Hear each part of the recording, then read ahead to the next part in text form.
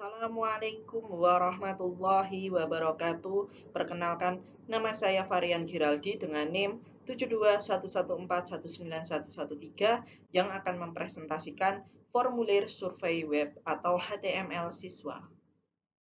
Proyek ini ditujukan untuk membuat formulir, tetapi tidak menyediakan instruksi kepada browser web untuk memproses hasil dari formulir. Informasi dari sebuah formulir biasanya dikirimkan melalui email atau dimasukkan ke dalam basis datanya. Tidak terlalu sulit untuk membuat respon untuk formulir email. Contoh, pada contoh ini kita dituntun untuk membuat dokumen notepad berupa formulir survei yang akan disimpan dalam bentuk hypertext markup language atau HTML sehingga dapat digunakan sebagai halaman web. Pembuatan formulir ini mewakili 5 teknik yang paling umum untuk mencatat informasi dari sebuah situs web. Teknik yang pertama adalah field text, di mana pengguna mengetikkan sebaris data. Teknik yang kedua adalah tombol radio. Tombol radio digunakan ketika jawaban-jawaban yang memungkinkan saling melengkapi. Kotak cek, serupa dengan tombol radio, tetapi pengguna dapat memilih satu atau lebih pilihan. Penjelasan. Area teks memungkinkan beberapa barisan ketikan, sedangkan field text hanya memungkinkan satu baris saja. Sebuah area teks dapat menampung sederet alamat email, tetapi perusahaan dapat memecah-mecah alamat menjadi beberapa bagian menggunakan field text.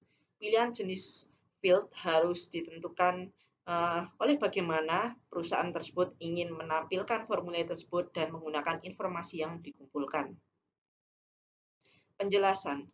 Masing-masing file input memiliki paling tidak 2 karakter, sebuah nama field dan sebuah nilai. Field dapat dinamai school year.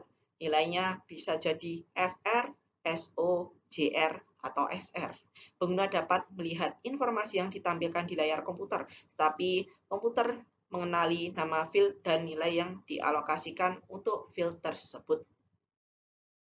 Yang selanjutnya, tahap pembuatan atau bagian-bagiannya. Masing-masing baris disebut tag. Ada tag pembuka dan ada tag penutup.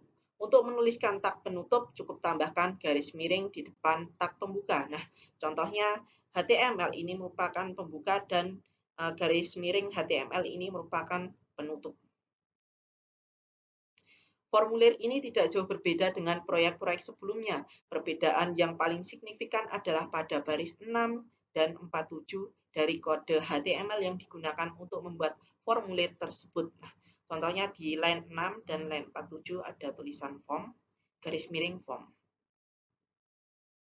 Perintah form dan garis miring form memberitahu browser web akan mencatat informasi dari pengguna. Tanpa perintah ini, untuk memulai dan mengakhiri formulir, halaman web tidak akan mencatat informasi dari pengguna. Dari figur P4.3, Anda dapat melihat bahwa kontak informasi berada dalam sebuah tabel. Kolom yang pertama memberikan label untuk formulir tersebut, baris 14 dan 18 adalah perintah yang mencakup input untuk file name dan email. Baris 23 hingga 26 menampilkan pilihan untuk tingkatan kelas. Field name haruslah sama untuk tombol radio. Pada contoh ini, nama yang dicantumkan selalu school year. Satu-satunya yang dilihat dari baris 23 adalah sebuah tombol radio dan kata freshman. Line 23. School year dan freshman. Perhatikan 4 fitur penting mengenai baris 23. Jenis field, nama field, nilai field, dan fakta bahwa pilihan ini sudah memiliki tanda cek dari awal. Jenis field radio menyebabkan browser web memberi lingkaran yang dapat dimasukkan dengan sebuah klik mouse. Perhatikan field value. Pada baris kedua-tiga, ketika lingkaran sebelum freshman dipilih, komputer tersebut memasukkan nilai FR pada field school year. Nah, ini dia, value FR. Pengguna halaman web melihat freshman, tetapi browser melihat nilai FR ketika lingkaran tersebut dipilih. Yang selanjutnya, bagian-bagian formulir contoh. Tombol radio harus digunakan untuk pilihan eksklusif di mana jumlah pilihan yang tersedia terbatas. Jika terdapat banyak pilihan, Pilihan-pilihan ini dapat memakan tempat yang amat banyak pada halaman web. Jika seorang pengguna dapat memilih lebih dari satu pilihan, kotak cek harus digunakan. Figur 4.1 menampilkan kotak cek untuk menangkap informasi di mana seorang siswa tinggal dan apakah siswa tersebut memiliki sebuah mobil. Baris 29 dan 30 pada figur 4.2 membuat kotak cek yang nampak pada contoh. Perhatikan bahwa nama field berbeda pada baris 29 dan 30, sehingga masing-masing baris tersebut fieldnya dan banyak kotak cek dapat dipilih. Jika kotak left on campus dipilih dengan klik mouse, maka field on akan memiliki nilai yes. Ini merupakan contoh jadi.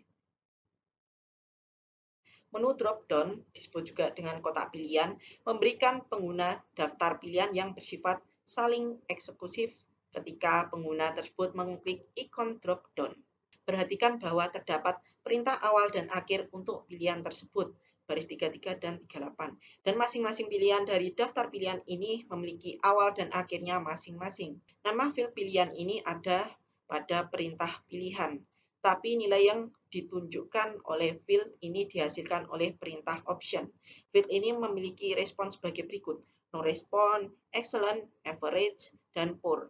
Pada umumnya, pilihan yang pertama pada daftar adalah nilai yang ditampilkan di halaman web. Perhatikan bahwa no respond ditampilkan pada figur 4.1 dan ini adalah pilihan pertama dalam perintah pilihan.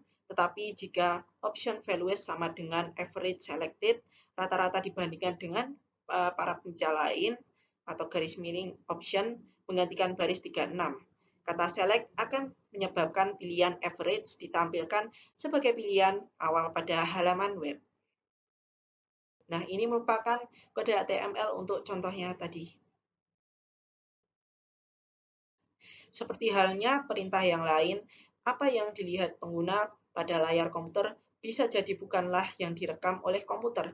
Jika pengguna memilih no respond, maka field pelayanan ini akan berisikan nilai no respond. Baris 42 terletak di antara perintah awal dan akhir area teks. Dua jenis input khusus dibutuhkan untuk membuat browser web menindak informasi yang dikumpulkan oleh sebuah formulir, submit dan reset. Pada kebanyakan formulir, sebuah tindakan akan ditentukan pada perintah form, dan browser web akan melakukan tindakan yang ditentukan tersebut ketika tombol submit diklik. Perintah reset pada baris 6 menampilkan frase reset form values to their default pada tombol ini. Ini akan mereset ulang semua pilihan kepada isian awal. Yang selanjutnya, menyimpan contoh. Anda harus menyimpan dokumen sebagai file HTML. Jenis setelan dokumen awal di Notepad adalah dokumen teks dan ekstensi file .txt. Secara otomatis akan ditambahkan ke nama file jika file tersebut disimpan dalam bentuk teks. Yang selanjutnya, melihat halaman web. Setelah halaman web disimpan, Anda dapat memeriksanya apakah halaman tersebut bekerja dengan baik. Anda tidak harus menutup program Notepad. Program ini dapat tetap terbuka ketika Anda melihat file Anda dengan browser web dan pilihlah perintah file diikuti subperintah open ketika nama file atau browse untuk mencarinya dan ketikkan tombol OK. Halaman web Anda akan muncul di browser. Sekian presentasi dari saya. Apabila ada salah kata, mohon maaf yang sebesar-besarnya. Wassalamualaikum warahmatullahi wabarakatuh.